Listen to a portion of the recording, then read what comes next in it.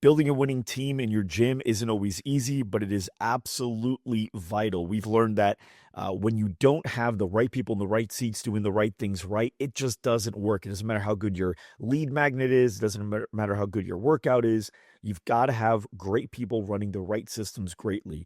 And I had a chance to be interviewed by Adam Kifer on this exact idea, this exact concept.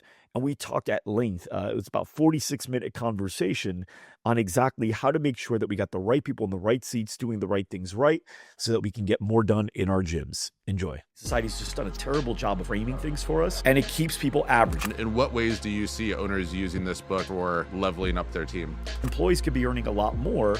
The problem is they're not in a world that's training them to be anything other than average. I think people are just going to take you and put you in their pocket for all these conversations, but luckily you have the book for that. Sitting here with Mike Arce. Mike, so awesome to have you here. It's been cool just getting to know you the past few months and learn more about you. And I know you've been working this book for a while. Tell us where the idea of this book came from. So it was kind of an accident a couple different times.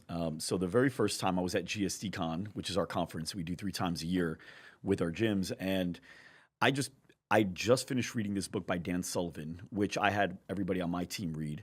And it was called the Team Success Handbook. And it really allowed our team to work together on like learning, okay, this is what an A player does. This is what an A team does. This is what C teams do. And I was like, man, the gym space needs this. But I hadn't thought of it fully yet. It was just kind of like an idea. But because I just read the book, now I'm at GSDCon. And so it's like bias. It's right in front of my mind.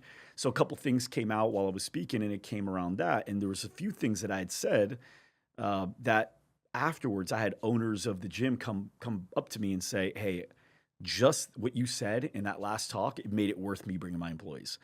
I had other people say that I wish I brought my employees to this. They needed to hear this. When can I get the recording? The next day I had people on my team say the same thing, that they had people go up to them about the same stuff. And then that's when I was like, all right, I understand that's the missing piece. Because the truth is, man, like every gym that we work with, we work a lot of gyms. Every gym we work with, there's not one that has A players on the team that are missing targets. And every team that I've worked with that is missing targets isn't loaded with A players. So it's like, that is an X factor. True. So it's really about how do we help the owners, number one, learn how to build a team of A players, but then also through this book, which is really more written for the team, how do we help them understand what the definition truly is so they can better understand? I think society's taught us wrong. Yeah, absolutely. And from the owner perspective, being a gym owner myself, reading the book, as I was starting to go through it, I immediately start thinking of people on my team that need to hear this piece or this piece. Even when you're explaining like the differences between an A, B, and C player in the book, I'm like, all right, I want my team to go through this and self-assess where they fall. Right. And then us being able to have that conversation and compare, well, what do we need to do to get from a B to an A or a C to a B, if that's even possible, and have that conversation. And in what ways do you see owners using this book for leveling up their team? I think it is creating the real definition of it. Because what happens is if you're the best player on a sports team, then you think you're the best player. You can't get better than this. And then all of a sudden you start playing a different team, or you join a league, a summer league, and now you see players that are significantly better than you, where you can't even start on their teams, maybe even get playing time on their teams. You just redefined the level. There's actually a really cool documentary about the Redeem team, the Olympic team, the basketball team. And, obviously you got LeBron James, you would say A player. You got Chris Bosh, Dwayne Wade, all these they're all Hall of Famers. And they all went out first night there. They all went out. They come back at 4:00 in the morning or something like that. And as you're getting the elevator, just getting back, Kobe is heading to the gym. Yep, I remember that. And they go, where are you going? He's like, I'm going to the gym. I got to work out. So they get in the elevator and they all just quiet, looking at each other. And they said, man, there's another level to this. And they all got on his schedule from there on. And I think that's what's happened for sure with the people in our program, because we have a program called Studio Manager Plus, and it's just for the managers. Same thing, you have these managers that are super capable, they got great potential, but because they don't have that new definition, they just continue doing what they're doing because it's good enough to be an A player on this team. And now they're meeting people from all over the country, even outside of the country, all over the world, that are managers that are playing at a very different level. And they redefines what an A is. And now it's for the real person, it's an A in here. They may not be an A in execution yet just because they didn't have that definition, but they're an A in here. Now seeing it, it's inspiring to them. To the wrong person, it's, maybe a little bit scary. Yeah, to the C but player. To the right person, that's inspiring. I love that. That goes right in line. Cameron Harold, when he was on the podcast, said to me, "Is like too many companies see their team as a family." And he's like, "The problem with that is families have dysfunction like mad." He's like, "Instead, you should look at it as a sports team." And he's like, "You're always looking for the Michael Jordan to add to the team because no matter who Michael Jordan comes in and replaces, the whole team elevates as a result." And I know you allude a lot to that in the book when you're talking about the different players in there. And I know you've had extensive knowledge and experience working with gyms. What are some of the pain points that you hear gym owners bringing to you about their employees that really gets focused on in this book? There's quite a few, and this probably extends way past the gym space. You might have read this and be like, yeah, that's martial arts as well. Absolutely. That's agencies as well. That's masterminds as well. This is business in general, but I was able to use all the examples within the fitness space because that's that. So one of them is around training. And so it's funny how in society, people create like norms. What's a societal norm and what's not? And so, for example, it's normal to go to college, and it's normal to spend tens of thousands, maybe even hundreds of thousands of dollars on college, and know that you're not going to be able to apply what you're learning until after you graduate, at least most of it, right? And then even after that, there's no guarantee, and you still have a lot of debt, but you do it, and you don't even blink. The parents support it. The friends are congratulating you for getting into that investment. Everyone's super like supporting this move that you did. And then now at work at a gym, they go, hey, you guys make commissions on your sales. And that means you earn money every time you sell more. So here's what we're going to do. We're going to do sales training for you for free. I think an owner does a bad job of saying that, though. They don't say for free. They position it as if it's a task. So they'll say, it's a requirement. So we're going to do sales training every Friday. And now the big response is, well, are we getting paid for that? Now, I understand, right? They're like, I'm coming in to do this thing in my personal time. I should be paid to do it because that's societal norm. Sure. But when you think about it, what are you getting paid to, like, what are you being asked to do? You're being asked to show up to a place where you can learn, not college, but you're still learning, like college. But the only difference is you're going to learn something that will help you make more money as soon as the meeting's over. Like you can apply it right now. Whereas with college, what did you do right after class? You didn't go apply it. You went out, you right? went and partied with your friends. Yeah, you went with your girlfriend, whatever you did. So you can apply right now and you can make more money. So the two different frames is, you mean I have to come into my personal time to do this meeting. The other frame is, you mean you're going to teach me for free out of your own personal time how to be able to earn more money at this company so that I don't have to wonder if I'm ever going to get a raise. You're just going to give me the tools for free. I don't have to pay for it so that I can make more money right away. And that to me is like an example of one of dozens of things that I think there's just really bad framing. Society's just done a terrible job of framing things for us. Absolutely. And it keeps people average. That's why the average American's not making more than $48,000 a year. It's why. In a world where you have plenty of money, plenty of opportunity, employees could be earning a lot more. But the problem is they're not in a world that's training them to be anything other than average. What I love about the book too, I know it's made for the team, but from the owner perspective, even me listening to it, I'm like, this is a guide of owners of really how to speak to your team as well. And how to just set up the right conversations to lead the company in the right way. And one of my favorite parts that I heard was you were talking to the employees and you were pretty much like, hey, your job is to get the owner out of operations like as quickly as possible, and always asking, what can I do to help, or what can I do to get to the next level? And that's something that 99% of owners aren't going to think to actually explain to their team, that like, hey, I need you to help me get out of the day-to-day so that I can focus on things that are moving the needle even bigger and also provide you guys more opportunities. And what other aspects of the book do you feel like really sort of hit on just giving the owners the guideline on, hey, this is what you need to actually talk to the employees about and talk to your team about to keep them motivated. Well, I want to stay on that other point because I want the owners that are watching and I want the employees that are watching to take the analogy I'm about to share to really understand what I'm saying here. So you've been on a road trip before? Yeah. And a road trip where it's a long road trip. So maybe you brought stuff to like make sandwiches on the way, Sure. right? Okay. I've been on those before where it's like a 6, 7, 8 hour road trip. And so there's cold cuts in a cooler and there's some bread. And then somebody in the car is going to make the sandwiches and then we eat it while we drive. We're not stopping. Okay. I want you to imagine that you're the driver and you got like 4 of us in the car with you. You're the driver. You're the one leading us where we're going. You're the only one that knows how to get to where we're going. And we've all decided to jump in this car with you because we believe that you know how to get there and get us there safely. You just so happen to have the most experience making sandwiches. So now you're going to be the one that makes the sandwiches while driving, which means if you're focusing on making the sandwiches, what are you not focusing on? Driving. So who's looking at the road? Who's making sure that we don't hit certain things? Who's making sure that if there's a new shortcut or if there's a new street that we have to go down in order to get to where we're going, we're paying attention. We're going to take the right road. Who's making sure that the GPS, like we're following the plan? Yeah. Who's making sure of that? If I'm making the sandwiches. So what's important is somebody in the car has got to go, dude, give me the stuff. I'll make the sandwich. And if the owner is arrogant enough to say, dude, but I make them, I know how I make them. I know how I want them. We'll get better if we get to do them. We just got to do them. And this is a big challenge for both.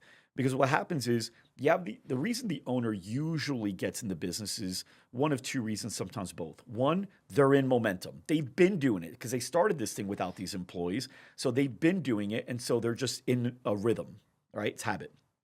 The other one is they don't trust the team to do it as well as them. Why? Yep. Well, because there's some level of evidence. I've been doing it. I know the outcome. I've seen you do it, or I kind of have an idea of your competence. And I don't know if you're going to be able to match my level right away. Okay, so guess what happens? You do it as the owner. Now you get another repetition in. Repetition is a mother of skill. So you just got better. Mm-hmm. He did not. So now the gap of skill set is what? Even greater. Yeah. Okay, so now how much do I trust you next time it needs to be done? Even less, because the gap is even bigger. So I do it. So guess what happens? I get another rep in. He keeps going. I'm not trusting anybody by the time I get to a certain level. And then I feel like, why can't anybody do it as good as me? Because you're not giving anyone any reps. You're the only one getting reps in. And as the employees, you want to be in a company that grows. The average employee in America right now in small business is 13-month retention. That means every year they're switching jobs. Sure. Go look at resumes of anybody in their 20s right now. They're terrible right now. It's like monthly. And I don't want to hire anybody. It makes me nervous, right? So as an employee, like you don't want to have 4 or 5 one-year job. It's one of the things. I don't even look at where you went to college. Funny enough, I don't even care where you went to college. I want to see how long you've kept the job and if you've moved up throughout it. That's what I want to know. And so now you got employees here that they're not developing. It's better to go, hey, I am going to work at this company, and I want to work at a great place, right? That's what everybody says. I want to work at a great place to work. Everybody says that. Instead of looking for the green grass, water your own grass. Yes. So I'm going to make this, I'm going to go to the owner. I'm going to say, hey, I want to do this. And if he says, no, it's better I do it right now, fine. Can I watch you? Can you teach me how to do it? I'll come in later, teach me how to do it. I want to do it. Because if you can really be a part of a team where the employees are actually taking that initiative to help coach that owner up or that manager up, what happens is, now the company is able to be in position to really grow. If the company doesn't financially grow, you cannot justify a raise. Like, where is it coming from? It has to come. Like, it has to come from somewhere. Small businesses have endless money, Mike. No, yeah. It's good. And if the company doesn't grow, new positions aren't needed. Therefore, how are you going to get a promotion? If the company doesn't grow, it won't need to add multiple locations, where are your opportunities? So instead of looking for a place where everyone else does something so well that you can ride the coattails of great opportunities, forget that. I'm going to make my own. And I'm going to just create my own opportunities by taking charge. And so I think it's important that employees understand that not only should they take initiative, but it's actually very much appreciated by the owner when they do. Yeah, and you and I were talking about it at dinner last night too, about the challenge with some employees just always comparing where they are right now to where everyone else is. If someone at their age has a higher paying job, they automatically think, well, I should be making that also. I should go look around and find some place. But the reality is, and you probably know this from employees that have left, the grass isn't greener on the other side. Like, and I've had people, I've been fortunate that have left, and then 2 months later, I get a call and they're like, dude, I did not realize how good I had it. Yeah. And one of them worked out, came back, was awesome. But I think that's a great message for anyone reading this book, especially someone young coming up and maybe new to a career as opposed to a job. And being able to frame that right. And the other thing in your book that I love is you talk about accountability and ownership. And I was talking to a gym owner earlier today, and when I was talking to him, he goes, man, these Gen Z guys, he goes, they don't take responsibility. It's just like talking through it. And I was like, man, you got to read Mike's book. I was like, well, here's the thing. The irony in that statement. oh, 100%. Yeah. Right. Because you're blaming these guys for not taking responsibility. And So what could I have done? exactly. And Right, that's what so it should have been. There's this a Russian author, Dostoevsky. He wrote the book Crime and Punishment and The Brother, and he's like a philosopher as well. So he had a lot of really great ideas on perspective. And there was extreme ownership, but there's also radical accountability, which basically says I not only should take accountability for all of my actions, but I should take accountability for all of everybody's actions. Sure. So if you didn't take accountability, I might ask myself, what did I do that didn't help this person understand how to instinctually take accountability or find ways to accountability? How could I have done that better? You know, if somebody talks to you a negative way, what did I do either prior or in the moment that possibly put them in a position where they felt they could talk to me like that, or they, you know, I kind of triggered them. What could I do?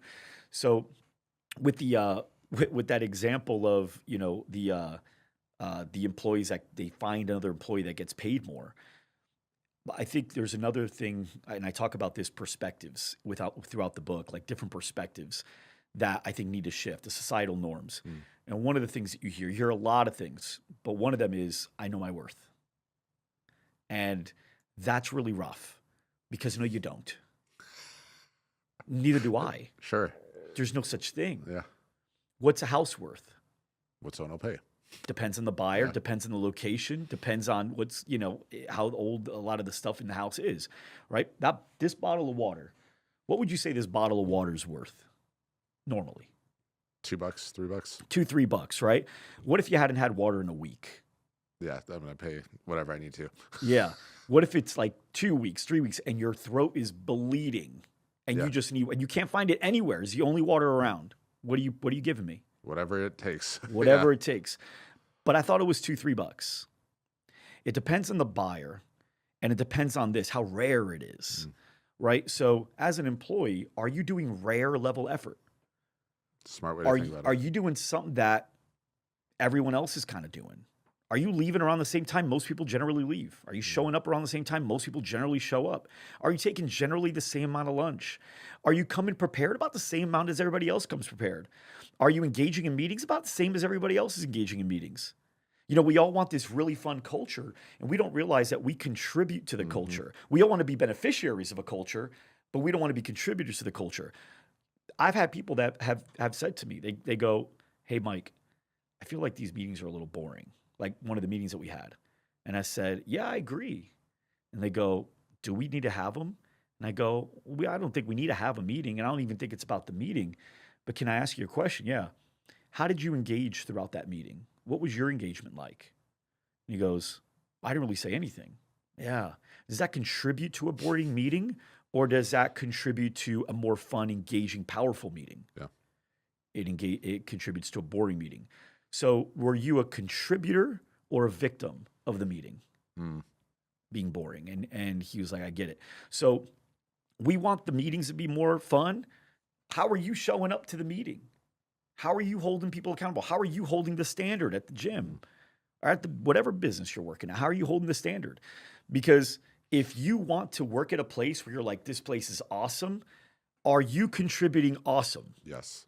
When you're on a team of 1,000 employees, I get it, fine. What difference can you really make in the culture as a person that just started? But when you're on a team of 10, 15 employees, 20, I mean, even 20 employees, you're 1/20th of the staff. Like that's 5% of the staff right there. That doesn't sound like a lot maybe, but it's like, give me 5% of all your money. You're like, that's a lot. Yeah. Right. So I think people, and the best thing is it's infectious. And the reason it's called the standard is because once you start showing up early to meetings and you're engaging more, that raises the standard of everybody else. When you are not leaving at 5 and the other employees see you and they go, hey, are you heading out or what? I'm going to get a couple more reading things done for reading. I kind of want to get the sales thing down. What? Just do that tomorrow. Ah, man, tomorrow I'm going to do it too. Right? Once you do that, it gets other people to start questioning themselves. Sure. When you run to the phone because the phone's ringing, oh, if you run to it, that phone's not going to ring off the hook by many more people. Maybe the C players, but the cool thing is it helps you weed them out. You know who's who. Yeah, absolutely. So I think it's important that people know, the grass is green where you water it. And it goes back to that Kobe analogy from earlier. It's like you set the tone and the pace and all of that, and then the rest of the team starts to follow, or they don't, and then it becomes very easy to tell who's long term, who's not. The other thing about this book that I noticed you have in there is owner mentality, and I think this is something that a lot of owners I talk to do a terrible job actually explaining to their team, like the why behind things, why they make the decisions that they make, and all of this. So, talk to me about how you approach this in the book and get team members to understand owner mentality. Well, this also came up. This wasn't something I even thought of. I learned later how cool it was and how powerful it was. There was this person that's one of our. His name's Chewy. He's a manager for one of the gyms that we have in our program, and I thought he was the owner. The way he showed up to every call that we had great questions. You could tell he was prepared. He contributed to help others in the group. That's cool. 95% of the room is owners. You have some managers that were coming in too, but it was like 94% of that room was owners at the time. And I said, hey, so how many studios do you own? Just the one? He's like, oh, I'm just a manager. And I'm like, you're the manager? He goes, yeah, I was 10 times more impressed with him. Yeah, I was more impressed with his way of working now, knowing he's a manager, than if he was the owner. As the owner, you just did the standard. Yeah. But as a manager, you went above it. You set a whole new standard. We notice now more and more managers started coming into these calls. And I think a really great mentality is, how can I be mistaken as the owner? How can I be mistaken as the owner by our vendors, by our employees, like new people that just start? They're like, oh, I thought you were one of the owners. How can I be mistaken as the owner by the members? How can I be mistaken by the owner by even family members that come in, right? Anybody. How can I, what do I need to do? What do I see around the room that could be improved? How are the weights aligned up? Is everything organized? Is there dust I could just wipe off? When somebody comes in, do I treat it like they walked into my house? When you operate under an owner's mentality, you are acting as if, which all the right habits tend to follow, and everyone treats you a certain way, which creates opportunities you didn't even think would be possible. And from the owner perspective, what would you suggest to owners to help getting the team to understand this and embrace this more? Because I know martial arts is a little bit different than fitness, but a lot of owners have sort of this limited mindset of like, oh, sort of what we talked about earlier, they're going to ask for more money, or they're going to not want to do these things or think like this because they're only making X number of dollars. So what's your advice to the owners on how to get their team to sort of buy into that mindset? Yeah. Just because my kid, turned 18 doesn't mean rules don't apply in the house anymore. Sure. Right? So 1 + 1 doesn't necessarily equal 2. Okay, so just because you have this owner mentality doesn't mean you're going to make more money. We have to tie more money to more revenue and profit in the company. This is a separate thing. This is around culture and creating the things that will allow this to happen. But if, let's say, people mistake you as the owner and the company's not growing, well, that doesn't mean we're going to make more money. That has nothing to do with it. Yeah. So as owners, we need to be able to help from day one to help employees understand how the business actually works. Like, hey, as we start earning more money, this is what can happen. Create growth plans. It's funny. I see owners that are afraid that one day their employees are going to ask for more money. How about you just tell them now when you make more money? Yes. When this happens, you earn more. Once we can get up to this many members and you're doing this, once you're able to teach this many classes, once you're able to make this many sales, once you're able to whatever, create an actual growth path for them. And then this way, now they know this is this. This is when I move out, not when I'm 18. When I move out, I don't have to abide by the house rules because I got my own house. Sure. Right? That's what my son knows. He doesn't identify turning 18 with now he doesn't have to wash the dishes on Tuesdays and Thursdays. Sure. Right? It was interesting, sort of staying on the results side of things. I know you talk about that in the book as well. I was talking to a location manager earlier today as well, and they were telling me all these new initiatives and systems they want to install and all this stuff. But meanwhile, the location's not hitting the goals that they're supposed to be hitting and all this stuff. And I was like, hey, let's just peel it back a little bit. I'm like, let's just rock the basics for a little bit. Let's go through this. How do you recommend owners really hit home that, hey, the results do matter? Because I think owners also have the challenge of coming off as like they only care about the numbers and they only care about the money. So how do you go about instilling that in the team members? First, I don't think we should ever justify or backpedal. I learned this the hard way personally. I had this one employee once, and this was back in like 2018, 2019, and he said that to me. He goes, "Can I talk with you?" And I was happy that I did create an environment where he felt comfortable managing up, which is one of the chapters as well. And he goes, "Hey man, I just want to let you know, I kind of feel like with a lot of the stuff we're doing with like the way we got the scoreboards and all that, I feel like it's really, you're all just about the numbers right now." And I backpedaled. I was like, "No, it's not about that, dude. I care about you guys. I care about these guys." And I start giving evidence. I'm like, when this happened, I was here for that. I was there for that. I'm here at 5 a.m. So I was justifying. And guess what? It didn't change his mind one bit. I went to a mentor of mine and I talked to him about it, Dave. And he goes, "You're such a rookie." And I go, "What should I have done?" He goes, "Agree with him. He's right. You are about the numbers. That's why you have the scoreboards up. But just help him understand what the numbers are for." And so I called that person back in.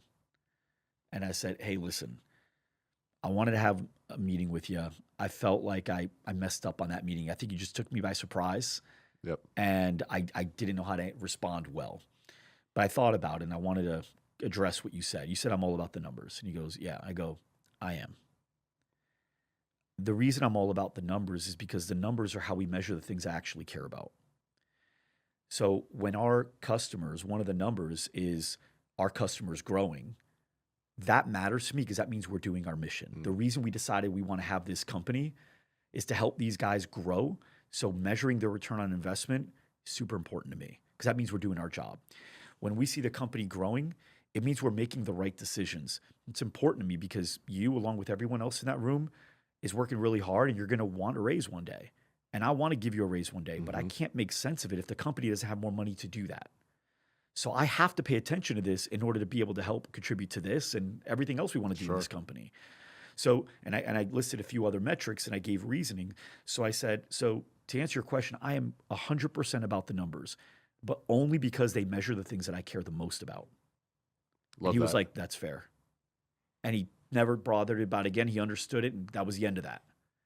So I think sometimes we, instead of justifying or backpedaling, we lean in. Yeah, we lean in. Hey, I feel like you're being really tough on me. I am being really tough on you. Let me ask you a question. Who's been the toughest person on you in your entire life? Who? For you? Oh, for me? Yeah.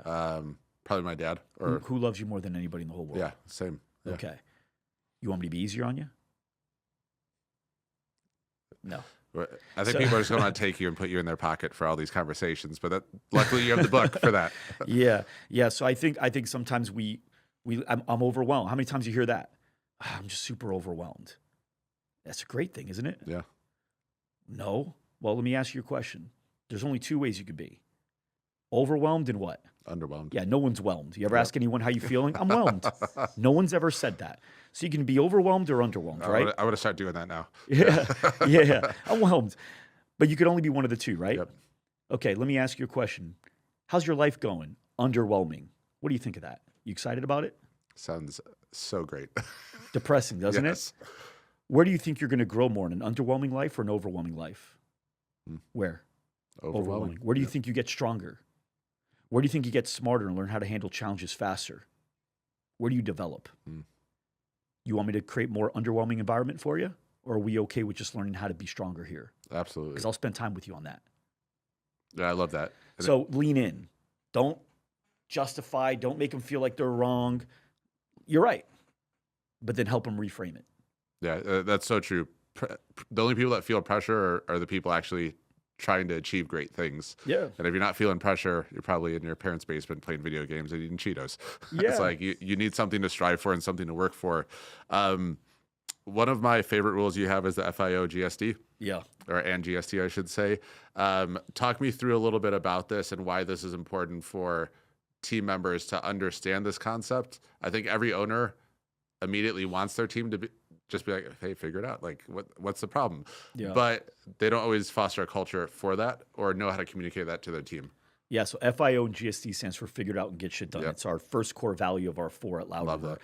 And it's become the core value of a lot of our members and clients as well, which is great. But it's the idea of, we live in a world today where I don't know is a pretty silly answer. Like ChatGPT, Google. YouTube, Google, anyone, pick up a phone and call. Yeah. Right? So we live in a world where I don't know is a pretty silly answer. So figure it out. Right? Hey, how do you do this? Somebody on my team goes, I don't know. Now, if they say I don't know with an I gave up tone, that's where I go, can you find out? Now, if somebody gave me an I don't know with a thinking tone, for example, I don't know, and you could tell they're still thinking through it, I'm okay with that answer. Yeah. I'm okay, but it's what are you saying when you say I don't know? So I want you to figure it out, and I want you to go and get it done. We actually have an interview question that we do at the end of every interview with anybody that interviews at Loud Rumor, and it's a crazy. I'm almost afraid to say it here because I don't want future employees that may interview with us to know it, but I like to go through it with you if it's okay. Yeah, absolutely. That'd be great. Okay. So basically what I do is I go, okay, I'm going to take my phone out here. It's the last question. I've got one more question for you. I'm going to start the timer. It's going to be 60 seconds. You're going to have 1 minute to answer the question. You ready? You go, yeah. So, and I'll do it with you right now if you like. Okay. And I say, okay, great. You have 1 minute. Tell me 10 things that a cat and a refrigerator have in common. 10 things a cat and a refrigerator have in common. Yeah. So go. They both make sounds. Okay. I would have my phone out Googling also, or putting it in ChatGPT. Nope, can't use that either. Just your mind. They both have food inside of them at times. Okay. They both have an end life or end date. You touch both of them at times during the day. Touch both of them. They could leak at times. They can leak at times. Yeah, they could do that. Ooh. You got 6. You want to give me 4 more, Mike? What's that? No help from the peanut gallery. Hum, go. They hum. They both can have weird smells coming out of them at times. Yep.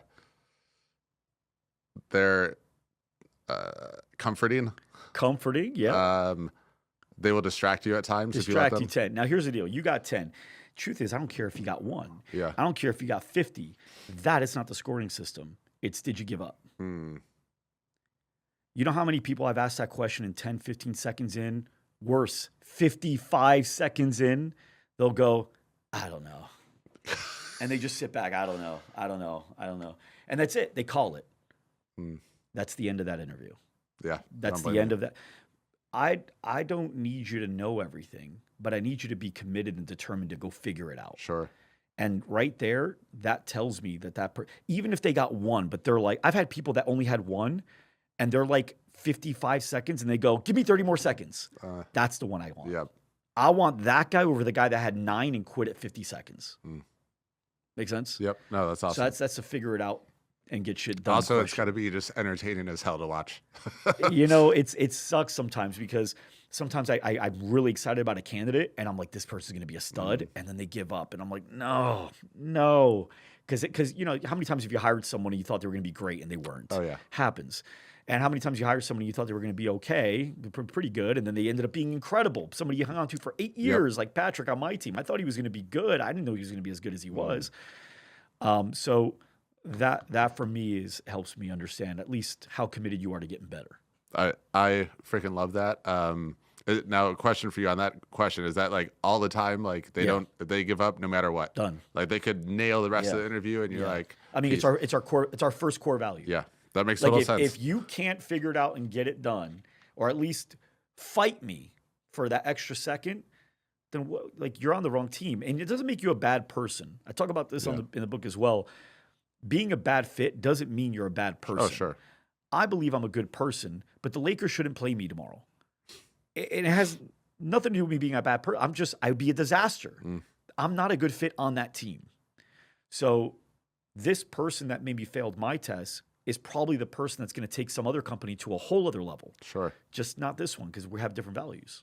And I think that's important for everyone to realize, is just because they may seem like a good employee or a good worker doesn't mean they're actually a good fit for your company. Because I've seen that in poaching too, where people are like, oh, I got this guy, he's a rock star over here, and then they bring him in, and it just brings a totally different culture into the mix and starts creating toxicity, maybe getting results, but all of a sudden they're setting a bad example on the culture side of things. Yeah. Well, to that, so the 4 things that we teach are very important to make sure that you build a winning business regarding people. You got to get the right people in the right seats, doing the right things right. What does that mean? You want to get the right people. That's all about culture fit. That question, that's right people. I don't even know if you could do the job yet, right? But that's what I'm looking for. In the right seats. Okay, listen, I don't want you front desking if you're a killer coach, right? Like, I need you coaching. So do we have the right people in the right seats, skill set wise? Okay, doing the right things. Are we working on the things we should be working on right now? Like, why are we hanging up retail when we got leads that haven't been called yet? Yes, thank you. Why are we focusing on getting new leads when we got 80% retention? We're losing 20% of our members every month. So are we working on the right things right? Meaning, okay, let's say we decided we need to go get more leads. Well, are we doing it right? Or are we just going from agency to agency to agency?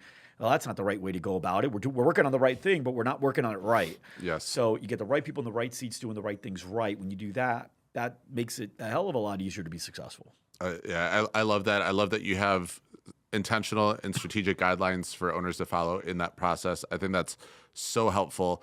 I was surprised by how many owners I found out that just sort of winged the interview. They started what? Or they just wing, like when they interview someone, they just sort of wing it, or they just like search on Google best interview questions. I'm like, that might be for a totally different company. That is a totally different thing that has nothing to do with your culture. Yeah. So I love that you've outlined that. You told me a while back about the David story in here, and I think the chapter is what? Who's your David? Yeah. Can you? I don't want to like give away anything. So I actually heard this story at church. My pastor said this as an opener, and I was like, ooh. And I totally stole it. And I told him I was like, I'm using this at my event. And I opened one of our most recent GST con, I opened with it. And so basically the idea goes, it's 1501, and we're in Florence, Italy. And there's this giant block of marble, and it's just sitting there in Florence, Italy. And, you had different artisans that came by to see if they could do anything with it, because it is a gigantic piece, but everybody just thought it was too flawed, too many gaps and pits and holes. Couldn't do anything with this thing. And so they just left it there for 40 years. And then this guy came along, reasonably good artist named Michelangelo. And he actually took a look at this thing, stared at it for a while, and then took out his chisel and his hammer, and he just started chiseling away for 2 years. Painstaking work, just chiseling away. And he finally created what's known as the greatest sculpture of the human form of all time. Crazy how detailed it is. Yeah, and it's Michelangelo, or it's the statue of David. And so then later on, somebody asked him, hey, how did you create such an incredible masterpiece out of this block of marble that everybody deemed as too flawed, too imperfect to do anything with? And he said, well, I started with this vision of David in my mind, and then I just carved away everything that was not David. And so when I heard that, I got chills. Yeah. And I brought it to the team and into the conference, and I basically had everybody close their eyes. And so for everybody that's listening or watching, either way, you can close your eyes. And I said, listen, I want you to think of who you actually want to be 5, 10 years from now, 15 years, whatever your line of vision is. And not who you think you could be, not in the realm of reality, but like who you actually want to be. If you could really get there, you could push a button, you can get there. What time are you waking up in the morning? And what do you do when you wake up? Who are you hanging out with? Who are you having conversations about? And what are you talking about? Are you reading? What are you reading? Are you working? What does that look like? When you walk into work, what's it look like? What's it feel like? What do other people like refer to you as? What do they see you as? When you're having conversations with your spouse or your employees or your coworkers, how does that look? What does that feel like? And then I said, okay, now that you know who you want to be, I want you to think of everything in your life that is not that.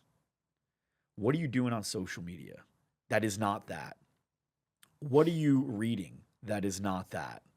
Who are you hanging out with? I mean, some people, we need to carve away people. Yes. Yep. Right? Who are we spending too much time with? And it doesn't mean cut your friends off. I still have friends that are like, little wild, yeah. little wild. I still have from back in the day. Sure. But, I don't talk to them 4 or 5 times a week. And not because they're bad people, but just because what they're focused on in their life isn't where I'm focused. And therefore, I'm going to adopt, the probability of me adopting their mindset is higher than them adopting mine. And the reason is because negativity is so much more powerful than positivity. Sure. And I talked to my kids about this. I just talked to a friend about this when she was saying, I think I can change her. She had an employee that was super negative. I mean, just like you could not, this person was real negative. She's like, I think if I just spend more time with her, I can get her there. And that's a big mistake by owners. They think we could change people. We're so confident. Yep. And I said, you're never going to be negative one-on-one. You need like 5 or 10 on one. And I gave the example. I said, I want you to imagine, like, what's your favorite sports team? She said, the Broncos. I said, Broncos, your favorite sports team? I go, yeah. I go, how much do you like the Broncos? She goes, I love the Broncos. I said, okay, great. I want you to imagine the Broncos made it to the Super Bowl. And if there was anybody you can go to the Super Bowl with, who would it be? My dad. I go, okay, you got to go to the Bronco game Super Bowl with your dad. And here we are. There's 10 seconds left, and your team pulls off a miraculous touchdown to win the game by 1 point. Now, let me ask you a question. How are you feeling at that moment? You got the best seats in the house. You're with your dad. Broncos just turned it around and won the Super Bowl at the last second. How are you feeling? She goes, oh my God, I'm going bananas. I go, could you feel any better? She goes, no. I'm like, are you totally hyper? She goes, yeah. I'm like, it's the greatest moment of the world. She said, can't be better. And I said, okay. Now, as you're jumping up and down, just seconds after, you feel the vibration in your phone, and you're assuming it's your friends cheering you on. So you look with a big smile, and it's somebody that you know saying that somebody really, really close to you just died. You still jumping up and down? She goes, no. I go, are you still celebrating? She goes, no. I'm like, what are you doing? She goes, I'm leaving to go talk in the hallway. Yeah. I said, okay, now I want you to imagine you're at a funeral for somebody that you really care about, and you're crying, and you get a notification that the Broncos just won the Super Bowl. You caring?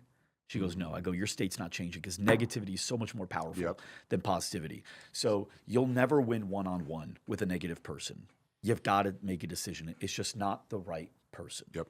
This is such a good way to frame it also and make it easy to understand. I know you got like these analogies for days. So I love how you phrase things, because like when I'm thinking about employees that are going to be reading this book or team members reading this book, there's going to be a lot of young people reading this book for the first time. It's for them. Yeah. And that's why I think, like, even when I was listening to the sample you sent me, I was listening to it and I was like, man, it's phrased in such an easy way for my team to understand if I go through this with them, which we absolutely are. And I can see, like, I would recommend owners doing like a chapter a week with their team, coming together, talking about how we can actually implement this in the workplace to bring the gym to a higher level. And I think just from going through the book with the team, there's gonna be a ton of breakthrough moments for your team that come from this, because a lot of the things in this book are things that owners in their head have thought about, but they just don't know how to actually bring it out in a way that makes sense to their team. Or they think it's like, well, it's going to be coming from the boss. So of course, like, the boss is going to be telling them to do that.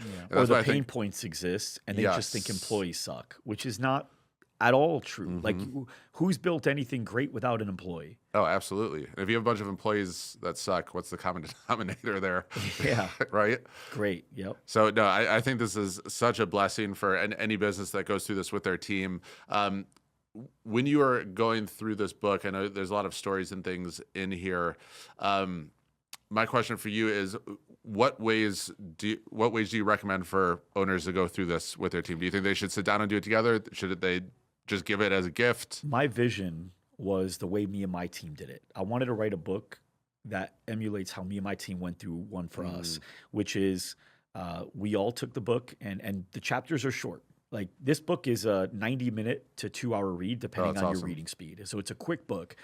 And each chapter shouldn't take longer than like 5 to 8 minutes. Some chapters could take you 2 to 3. So you're talking like by the time you finish eating your sandwich, you should have the chapter read. So if you're eating breakfast, you can read it while doing that. So my vision was the owner or the manager or maybe even the employee says, hey, let's read a chapter a week on our own and come back in a meeting to discuss our own takeaways. And that's what me and my team do. And it's great because we'll even read the same thing and we'll have different perspectives on it. Oh, yeah. And that's what's going to happen here. An employee's going to read this and go, we could totally do this differently and this and differently and this. Another person was going to say, yeah, I thought this and this we could do too. And it's like, yeah, that's exactly it.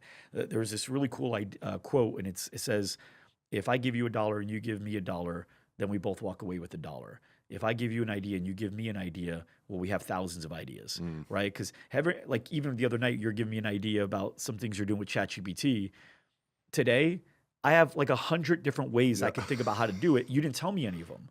So even though we shared an idea, that opened up a world of opportunity for me and different ideas.